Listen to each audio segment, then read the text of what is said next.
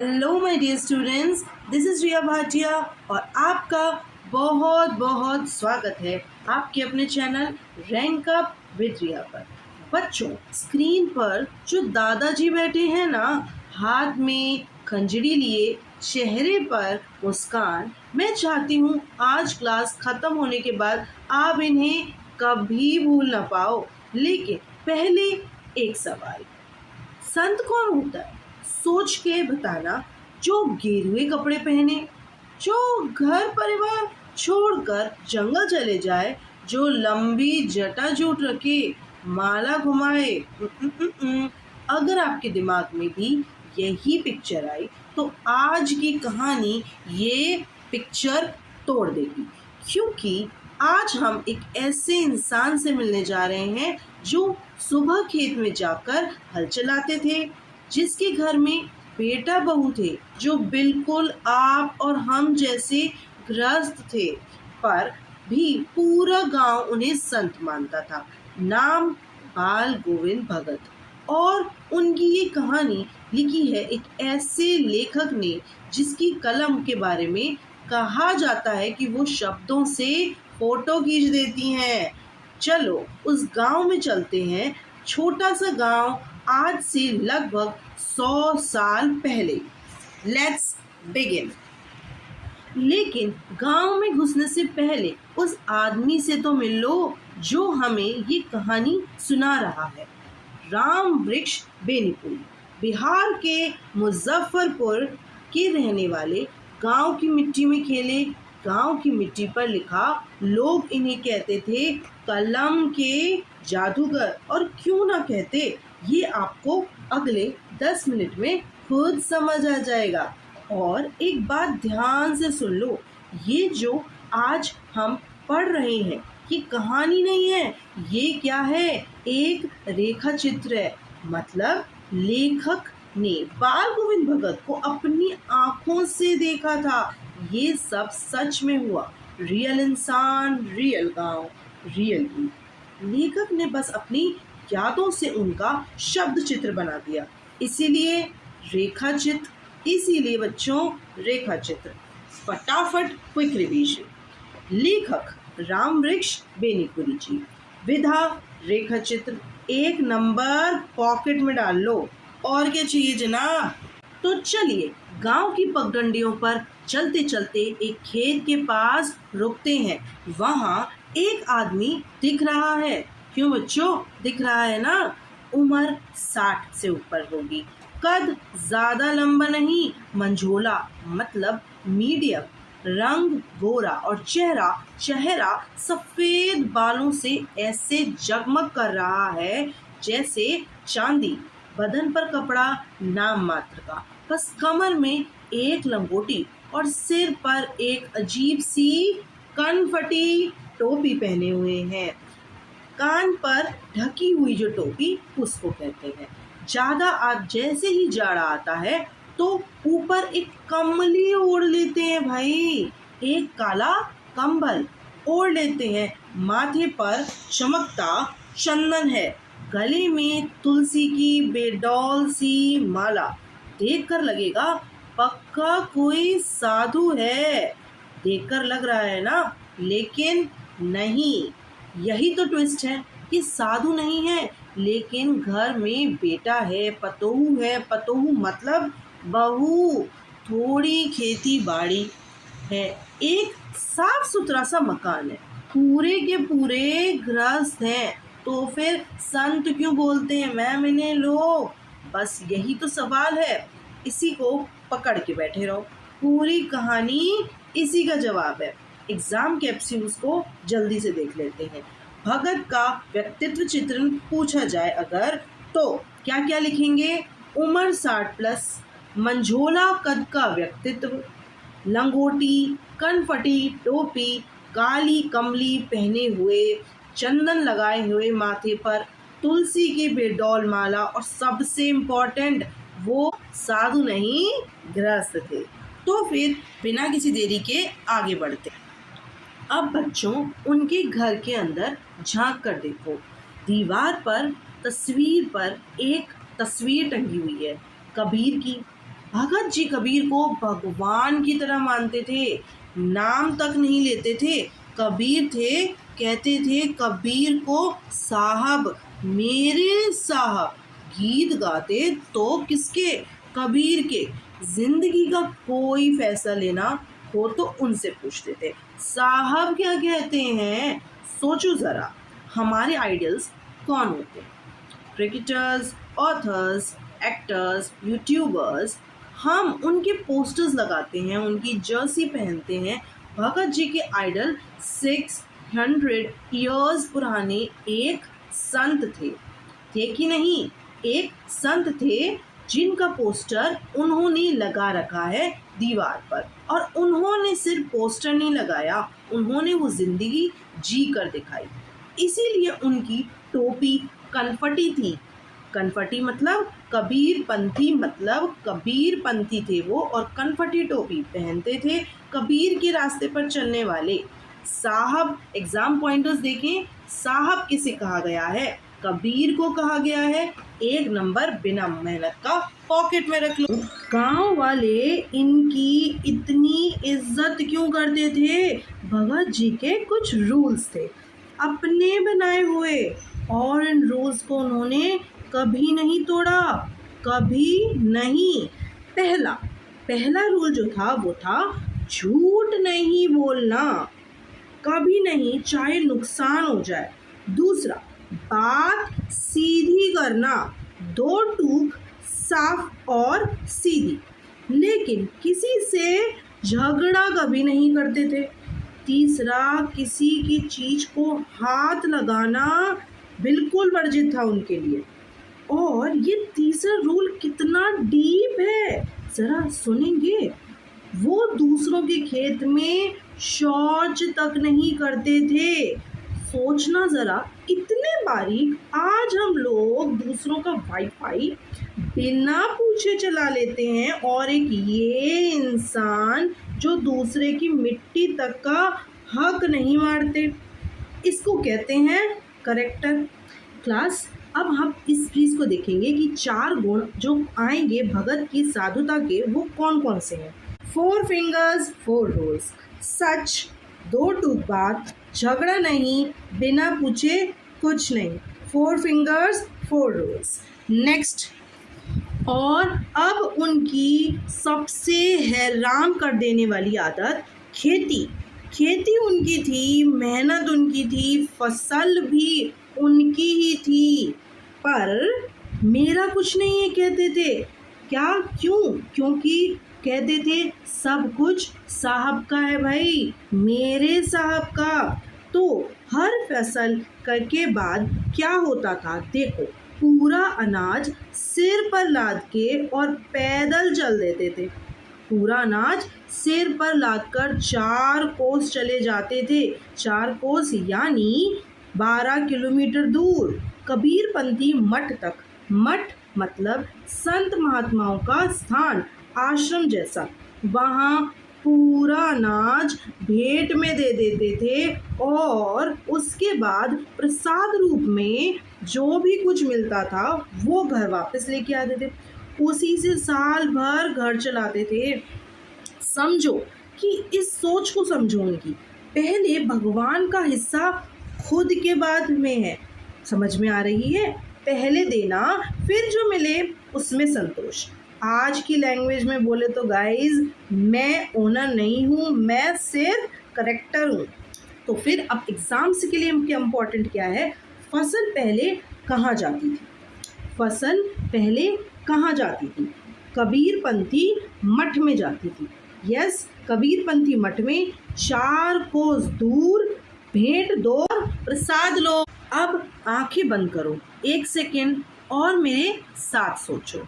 आषाढ़ के महीने में रिमझिम बारिश हो रही है, आसमान बादलों से घिरा हुआ है, धूप का नाम नहीं है, ठंडी पुरवाई चल रही है, पूरब से आने वाली हवा, पूरा गांव खेत में उतरा हुआ है, लेकिन हल चल रहे हैं, कहीं रोपनी हो रही है तो कहीं रोपनी का मतलब, मैम रोपनी का मतलब, रोपनी मतलब धान के नन्हे पौधे जब खेत में लगाए जाते हैं तो उसे रोपनी कहते हैं। बच्चे पानी में उछल कूद कर रहे हैं। औरतें कलेवा सुबह का जो नाश्ता होता है लेकर मेड़ पर बैठ गई हैं। बताओ। और तभी हवा में एक आवाज तैरती हुई आती है। कोई गा रहा है। कौन गा रहा है मैम? कौन गा रहा है? पूछने की जरूरत नहीं, पूरा गांव जानता है। बाल गोविंद भगत। पूरा शरीर कीचड़ में लथपथ, उंगलियां एक एक करके धान के पौधे को लाइन से खेत में बैठा रही है। और गला गला तो कुछ और ही काम कर रहा है। लेखक कहते हैं, एक इम्पॉर्टेंट लाइन है बच्चों, लेखक कहते हैं कि उनका स्वर जो है कुछ इस तरह से वो गा रहे हैं कि उनका स्वर कुछ शब्दों को ऊपर स्वर्ग में तरफ भेज रहा है और कुछ को धरती पर खड़े लोगों की तरफ। हाथ मिट्टी में और आसमान में, सुर आसमान में है। इसको कहते हैं कर्मा भी और भक्ति भी। एग्जाम कैप्सूल देख लेते हैं मेरे बच्चे। आषाढ़ की रोपनी वाला सीन अगर आता है तो ये लाइन लिखना बिल्कुल मत भूलना। तन कीचड़ में है, उनका तन कीचड़ में है और उनका स्वर स्वर्ग तक जा रहा है। एग्जामिनर का दिल खुश हो जाएगा और जब एग्जामिनर का दिल खुश हो जाएगा तो नंबर पूरे मिलेंगे। तो मैं आपका दिल खुश कर देती हूँ और आप लिख के जाएंगे कि आपका दिल कैसे खुश हो गया आज। ये पार्ट मुझे सबसे ज़्यादा पसंद है बच्चों। गीत शुरू होता है और गांव बदलने लगता है। खेलते हुए बच्चे अपने आप झूमने लगते हैं। मेड़ पर बैठी औरतों के होठ गुनगुनाने लगते हैं, बिना उनके चाहे कांपने लगते हैं। वो गुनगुनाने लग जाती हैं। हलवाहे हल चलाने लगते हैं। हलवाहे हल चलाने लगते हैं। उसके पैर अब मिट्टी पर नहीं ताल पर उठ रहे हैं और रोपनी कहने करने वाले की उंगलियां एक अजीब से क्रम में चलती हैं। एक आदमी गा रहा है और पूरा गांव एक ऑर्केस्ट्रा बन चुका है। No speaker, no music, no DJ, सिर्फ एक बुजुर्ग का गला और एक खंजरी लेकर खुद से पूछते हैं, ये संगीत है या जादू? अगर संगीत का प्रभाव, बच्चे झूमते हैं, औरत गुनगुनाती है, हलवाओं के पैर ताल पर थिरथराते हैं, रोपनी वालों की उंगलियां क्रम से चलती हैं, ये आंसर लिखा जाएगा अगर क्वेश्चन आता है संगीत के प्रभाव पे। 4 इफेक्ट, प्योर मार्क्स। भादों की वो रात जिसमें अधरतरिया मतलब आधी रात, अभी तक इतनी जोरदार बारिश हुई है, इतनी जोरदार बारिश हुई है कि पूरा गांव भीगा पड़ा है। घब अंधेरा, झिल्ली यानी झिंगूर और झनकार कर रहे हैं। क्या कर रहे हैं? झनकार कर रहे हैं। और दादुर जो मेंढक हैं वो टर कर रहे हैं। सपने अपने घरों में दुबके हुए हैं, सब के सब सो रहे हैं।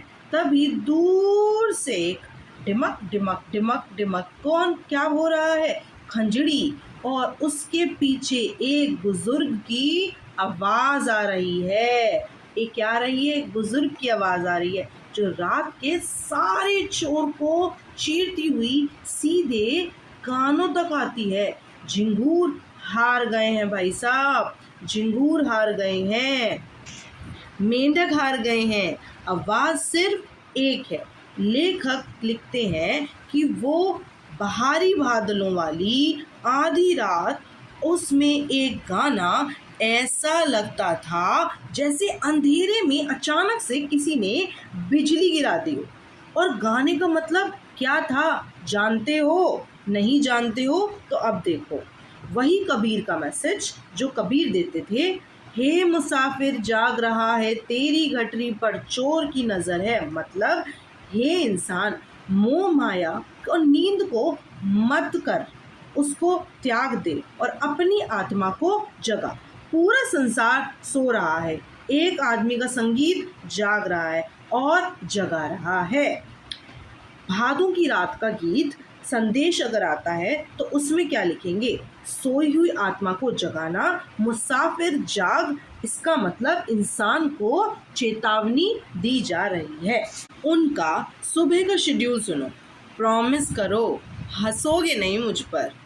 किस पर हंसने की बात हो रही है? प्रॉमिस करो हंसोगे नहीं अपनी नींद पर। कार्तिक का महीना लगते ही नवंबर समझो उनकी प्रभातियां शुरू हो जाती थीं। कैसे? उनकी प्रभातियां शुरू हो जाती थीं। प्रभातियां मतलब सुबह का भजन, और ये चलती थी फागुन तक। कब तक चलती थी? फागुन तक। पूरा 5 महीना हर सुबह रात के किस पहर उठते थे, कब वो उठते थे, कब किनारे पर जाते थे, किसको पता नहीं। उठकर जाते थे तो 2 मील दूर नदी पर नहाने। भाई इतनी दूर कौन जाता है कि नहीं? वहाँ से लौटकर गांव के बाहर पोखरे पर किनारे पर बैठ जाते थे अपनी खंजड़ी लेकर, है कि नहीं? अपनी खंजड़ी लेकर बैठ जाते थे और गीत शुरू। अब मैं उस सुबह की बात जो लेखक कभी नहीं भूलते उसके बारे में बोलूँगी। माघ का महीना था, माघ की ठंड का टाइम था, माघ का महीना था, डांट किटकिटाने वाली ठंड। लेखक जो खुद कहते हैं कि मैं देर तक सोने वाला हूँ, मैं जो देर तक सोने वाला हूँ, आदमी वही वाला।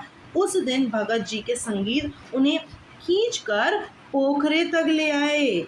वहाँ क्या देखा?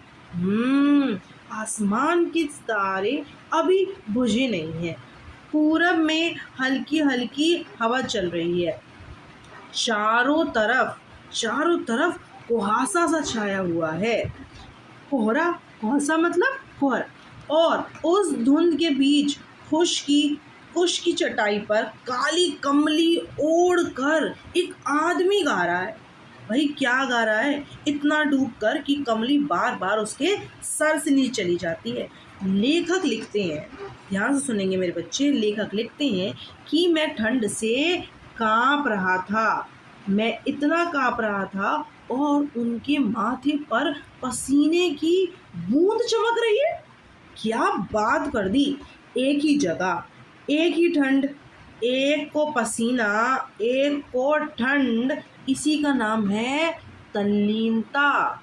इसी को कहते हैं किसी चीज़ में इतना डूब जाना कि मौसम भी हार मान ले। मेरे बच्चों, प्रभातियाँ अब एग्ज़ाम के पॉइंट से देखते हैं। प्रभातियाँ जो थीं वो कब चलती थीं? वो कार्तिक के मास में, कार्तिक से फागुन तक चलती थी। और वो गोल्डन कंट्रास्ट जो लिखा हुआ है, लेखक को ठंड लग रही है, बच्चे मेरे, लेखक को ठंड लग रही है, पर भगत के माथे पर श्रम बिंदु का एक पसीना चमक रहा है। गर्मियों की शाम का सीन अब। उमस है, गर्मी है, सब परेशान है, लेकिन भगत जी के आंगन में आज भी महफिल सजी है। उनकी संझा शाम का भजन, गांव के उनके प्रेमी, बोले तो उनके फ्रेंड्स, सारे के सारे उनके फैंस वहाँ आके उनकी ही भाषा में जुट जाते हैं। खंजड़ियाँ लिए, अपने हाथ में खंजड़ियाँ लिए, करताल है। और फॉर्मेट देखो बच्चों, फॉर्मेट तो देखो, बिल्कुल आज का कॉन्सर्ट जैसा। भगत जी एक पद गाते। क्या? भगत जी एक पद गाते। पद मतलब मैम, पद मतलब भक्ति गीत, और पूरी की पूरी मंडली उसे दोहराती और फिर से दोहराती। स्वर धीरे धीरे ऊंचा उठ रहा है बच्चों, और स्वर धीरे धीरे ऊंचा उठता जा रहा है। एक पक्की ताल में, एक निश्चित ताल में चल रहे हैं, एक निश्चित गति में। और उस चढ़ते स्वर के साथ साथ सुनने वालों का मन भी ऊपर उठने लगता है, मतलब वो भी खुश होने लगते हैं। अब इसमें एग्जाम से रिलेटेड क्या है, संज्ञा का अगर फॉर्मेट आता है तो क्या लिखेंगे वहाँ पर, क्या लिखेंगे, भगत एक पद गाते थे, मंडली उसे दोहराती थी, एक निश्चित ताल में चलते थे, एक निश्चित गति में चलते थे।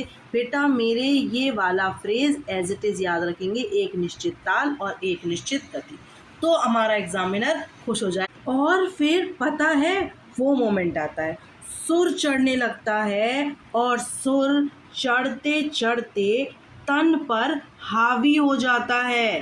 देख रहे हो ना क्या हो रहा है, शरीर की सुध बुध खत्म हो जाती है। और देखो बीच आंगन में खंजड़ी लिए भगत जी खुद नाच रहे हैं। क्या कर रहे हैं, भगत जी खुद नाच रहे हैं। पूरा आंगन हावी हो गया है, सब नाच रहे हैं, सब ओत-प्रोत हो गए हैं, मतलब लबालब भरा हुआ। आज के कॉन्सर्ट की वाइब दे रहा है कि नहीं दे रहा है ये, बस वही, सिर्फ वहाँ डीजे की जगह डिवोशन है, इमोशन है और बहुत कुछ। बच्चे मेरे, अगर भाषा सौंदर्य वाला क्वेश्चन आता है तो उसमें लिखेंगे कि मन तन पर हावी हो रहा है, मतलब भक्ति की तन्मयता के बारे में बताया जा रहा है कि भक्ति कितनी ज़्यादा बढ़ी हुई है। अब कहानी घर के अंदर आती है और यहाँ से इमोशन शुरू हो जाता है, तो संभाल के बैठना अपने आप को। भगत जी का एक इकलौता बेटा होता है। क्या होता है, एक इकलौता बेटा होता है, लेकिन बेटा थोड़ा सा सुस्त और भोदा सा है। भोदा का मतलब भोला, कम समझ वाला और थोड़ा सा सुस्त। अब आम दुनिया क्या करती, उन्हें उनसे कुछ मतलब नहीं। भगत जी ने क्या किया, और ज़्यादा प्यार दिया अपने बेटे को। उनकी सोच तो सुन लो, उनकी सोच सुनकर जाना। ऐसे लोगों पर ज़्यादा ध्यान देना चाहिए, क्योंकि ये निगरानी और मोहब्बत से ज़्यादा हकदार होते हैं। समझ रहे हो ना, क्या मिलेगा कहीं ऐसा इंसान। 100 साल पहले का आदमी, और सोच लो आज से इनको देखो, बड़ी अरमानों से, बहुत ज़्यादा अरमानों से इन्होंने अपने बेटे की शादी कराई। और पतोहू जो बहू मिली थी वो बहुत ही हीरा थी, सुशील थी, समझदार, इतनी कैपेबल कि घर की पूरी प्रबंधिका बनी थी, मतलब पूरी की पूरी मैनेजर। भगत जी अब दुनियादारी से फ्री हो चुके हैं, बस साहब के गीत और अपनी साधना, सब कुछ परफेक्ट चल रहा था। आवाज़ को ध्यान से सुनेंगे मेरी, लेकिन ज़िंदगी में कुछ परफेक्ट होता नहीं है ज़्यादा देर तक बच्चों। तो अब क्या हुआ, बेटा बीमार पड़ा, गांव में किसी को खबर तक नहीं हुई, और एक दिन वो चला गया। इकलौता बेटा था उनका, एक इकलौता बेटा था जो चला गया। लेखक को जब पता चला, वो भागे भागे उनके घर गए, और वहाँ जो देखा, लिखते हैं मेरे दंड रह गया, मैं तो दंग रह गया भाई साहब कि ऐसा क्या हो गया। आंगन में चटाई पर बेटा लेटा था, सफ़ेद कपड़े से ढका हुआ, उसके ऊपर बिखरे हुए थे फूल। कपड़े से ढका, उसके ऊपर बिखरे हैं फूल और तुलसी दल। देख रहे हो आप लोग क्या क्या हो रहा है, तुलसी के पत्ते, सिरहाने, सिर की तरफ एक चिराग जल रहा है।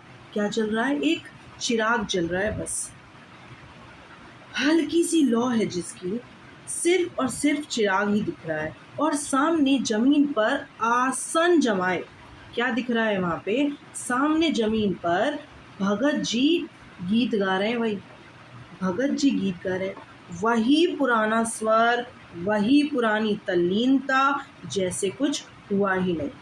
घर में बहू को रोना गूंज रहा है और गांव की जो औरतें हैं उन्हें संभाल रही हैं, और एक बाप अपने जवान बेटे के शव के सामने बैठा है और गाना गा रहा है। अब बेटा इस बात को ध्यान रखेंगे कि अगर भगत की संगीत साधना की चरम उत्कर्ष कब दिखा, ये क्वेश्चन आता है तो जिस दिन उनका बेटा मरा उसी बारे में लिखना है। हर साल पूछा जाता है ये, लेकिन रट्टा मत मारना क्योंकि इसका रीज़न अगली स्लाइड पे आपको मिल ही जाएगा। आप सोच रहे होंगे कैसा बाप है ये, बेटे की मौत पर गाने गा रहा है। लेखक के मन में भी यही आया, लेकिन कहीं ये पागल तो नहीं हो गया है, क्या कर रहा है ये। लेकिन फिर उन्होंने सुना भगत जी के गाते गाते बीच में उन्होंने रुके और रोती हुई बहू से पास जाके बोले, रो मत, उत्सव मना। उत्सव, उनका लॉजिक सुनते जाना जरा। आत्मा परमात्मा के पास चली गई है बेटी। विरहिणी मतलब विरहिणी अपने प्रेमी से जाके मिली है। विरहिणी का मतलब क्या होता है मैम? विरहिणी मतलब प्रेमी से बिछड़ी हुई स्त्री। इससे बड़ी बेटा खुशी क्या होगी, वो अपनी पतोहू से बोलते हैं। उनके लिए मौत अंत नहीं थी। उनके लिए मौत का मतलब था कि आत्मा का परमात्मा से जाकर मिलन हो गया है। सुन रहे हो क्या बोलना चाह रहे हैं वो? अंत नहीं थी, मिलन थी, जिसे हम सबसे बड़ा दुख मानते हैं। उनके लिए विश्वास ने उसे सबसे बड़ा उत्सव बना दिया था। ये पागलपन नहीं तो क्या है बताओ। लेखक लिखते हैं उनकी बातों में वो चरम विश्वास बोल रहा है जो हमेशा से मृत्यु पर विजय पाता है। आंसू सबके पास होते हैं बच्चों मेरे। बच्चों, ऐसा विश्वास किसी किसी के पास होता है। ज़रा क्वेश्चन देखेंगे, मृत्यु पर जो भगत का दृष्टिकोण था, इस पर अगर क्वेश्चन आता है तो लिखेंगे आत्मा परमात्मा का मिलन। रोना नहीं बेटा, इस संत का एक और रूप, समाज सुधारक रूप। बेटे की क्रियाक्रम में कोई भी कसर नहीं छोड़ी, कोई भी तूल नहीं छोड़ी। अंतिम संस्कार में दिखावा नहीं किया उन्होंने कोई भी, न बड़ा बोझ, न दिखावा, न दिखावे की रस्में, एकदम सिंपल, एकदम सादा। लेकिन असली धमाका चिता को आग दी। किसने दी? चिता को आग दी बहू ने। किसने दिलवाई? इन्होंने। आज सुनकर थोड़ा सा नॉर्मल सा लगता होगा, पर अब सोचो ये 100 साल पहले का गांव है जहां औरत घूंघट से बाहर नहीं आती थी। वहां एक ससुर ने अपने बेटे की चिता को जो आग दिलवाई वो अपनी बहू के हाथों दिलवाई। ये छोटा कदम नहीं था, ये एक क्रांति थी मेरे बच्चों। भगत जी भजन गाने वाले संत ही नहीं थे, कुरीतियों को तोड़ने वाले भी योद्धा बन गए थे। अब मेरे बच्चे, अगर ये क्वेश्चन आता है कि प्रगतिशील जो सोच थी उसका उदाहरण लिखिए, तो पहला उदाहरण है भगत जी की प्रगतिशील का उदाहरण जो पहला है वो बेटे की आग को पतोहू से दिलवाया था, और दूसरा भी आ रहा है तो उसके लिए वेट करें। श्राद्ध का समय, मृत्यु के बाद की जो रस्में होती हैं उसको श्राद्ध कहते हैं। पूरा होते ही उन्होंने भगत जी ने एक और बड़ा फैसला लिया जो पहले से भी बड़ा था। बहू ने के भाई को बुलाया और उसे आदेश दिया कि इसकी दूसरी शादी कर देना। बहू के पैरों तले जमीन खिसक गई। वो रो रो कर कहने लगी, बाबूजी, अगर मैं चली जाऊंगी तो आपके बुढ़ापे में खाना कौन बनाएगा? बीमार पड़ोगे तो चुल्लू पर पानी भी कौन पूछेगा? मैं आपके पैर पड़ती हूँ, मुझे मत भेजिए।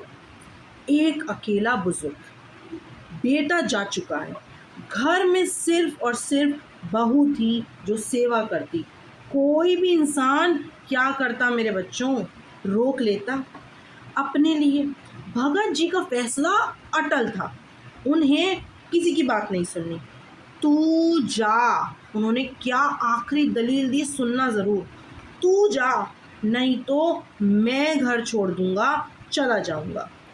अपना बुढ़ापा, अपनी सेवा अपना राम सब एक तरफ, उसकी बेटी का फ्यूचर, उस लड़की का फ्यूचर एक तरफ। और जीत बच्चों किसकी हुई पता है? जीत किसकी हुई? जीत उस फ्यूचर की हुई। उस जमाने में विधवा का विवाह कराना यही एक असली संत होने का कहानी थी और बहुत बड़ी चीज थी। अब मेरे बच्चे, अगर क्वेश्चन आता है प्रगतिशील सोच का दूसरा उदाहरण दो, तो दूसरा उदाहरण है क्या? कि पतोहू का पुनर्विवाह करवाया गया। एग्जाम में मेरे बच्चे दोनों एग्जाम्पल साथ लिखेंगे, पीछे वाला भी और यह भी। आग बहू से दिलवाई और दूसरा शादी। हो गया ना क्वेश्चन एग्जाम रेडी? कहानी का आखिरी अध्याय शुरू होने जा रहा है, तो क्या आप लोग तैयार हैं? भगत जी की अपनी विदाई, और देखना वो भी उनकी ही स्टाइल में हुई थी, जैसे जिए वैसे ही गए। हर साल का नियम था गंगा स्नान पर जाना। दूरी कितनी थी? 30 कोस की दूरी, यानी लगभग 90 किलोमीटर। हाँ कि ना? और जाते कैसे थे? पैदल जाते थे, पैदल बच्चों। कैसे जाते थे? पैदल जाते थे। साधु को संभल का क्या हक? संभल का मतलब होता है रास्ते का सहारा। और गृहस्थ भिक्षा क्यों मांगेगा? वो कहते थे गृहस्थ भिक्षा क्यों मांगेगा? तो घर से खाकर निकलना और लौट कर घर आके ही खाते। सोच रहे हो, कड़ी तपस्या। बीच के 4-5 दिन सिर्फ पानी पीते थे, सिर्फ पानी। बताइए आप। और रास्ते भर खंजड़ी बजाए, गीत गाए चलते रहते थे। इस बार लौटे तो कुछ ठीक नहीं था। तबीयत उनकी थोड़ी सी सुस्त हो गई थी, थोड़ा सा उनकी बॉडी खराब होने लगी थी, हल्का बुखार। गांव वालों ने कहा, भगत जी अब नहाना धोना बंद कर दो। क्या करो? बुखार सा लग रहा था उनको। वही स्नान ध्यान, वही खेती बाड़ी। वो किसी की कहाँ सुनने वाले थे? क्या आपको लगता है? नहीं नहीं, नियम तोड़ना उन्हें आता ही नहीं था। वही दोनों वक्त के गीत, वही स्नान ध्यान, वही खेती और वही काम देखना। लेकिन शरीर रोज थोड़ा थोड़ा सा क्या हो रहा था? बीमार होता जा रहा था। उस शाम भी गीत गाए, लेकिन लेखक लिखते हैं उस दिन आवाज ऐसी लग रही थी जैसे माला का धागा टूट गया हो और एक एक मोती बिखर रहा हो। अगली सुबह गांव ने कुछ नहीं सुना। गांव ने कोई गाना नहीं सुना, कोई भजन नहीं सुना। पहली बार उस पोखरे के किनारे से कोई प्रभाती नहीं निकली। लोग दौड़े, जाकर देखा तो क्या देखा उन्होंने? भगत जी नहीं रहे। भगत जी नहीं रहे, वहाँ सिर्फ एक उनका पंजर पड़ा था, उनकी निर्जीव देह। गीत रुक गया बच्चों, लेकिन गूंज अभी तक आज तक जिंदा है। तभी तो 100 साल बाद भी आप और मैं यहाँ पर आज भी उनकी कहानी पढ़ रहे हैं मेरे बच्चों। चलो, इमोशन हो गया, अब मार्क्स का टाइम। स्क्रीन पर 10 मार्क्स पक्के कर लेते हैं। Screenshot time guys. चलो चलो जल्दी से रैपिड फायर हो जाए। लेखक कौन थे? बेनीपुरी। विधा रेखाचित्र। व्यक्तित्व 60+ के थे, 60+। लंगोटी, कनपटी टोपी, काली कमली, तुलसी की माला। आगे, साहब कौन? कबीर। फसल कहाँ जाती थी? मठ में। भेंट दो प्रसाद लो। 4 गुण कौन से थे इनके? इनके 4 गुण कौन से थे? सच, 2 टूक, झगड़ा नहीं, बिना पूछे कुछ नहीं, संगीत का जादू, बच्चे झूमते, औरतें गुनगुनाती, पैर ताल पर, प्रभातियाँ, कब से कब तक? कार्तिक से फागुन तक चलते थे। चरम उत्कर्ष क्या था? बेटे की मृत्यु का जो दिन था वो चरम उत्कर्ष था। 2 क्रांतियां, आग बहू से और बहू के पुनर्विवाह की बात। अंत कैसे हुआ? 30 कोस पैदल गंगा स्नान गए थे, गाते गाते विदा हुए थे।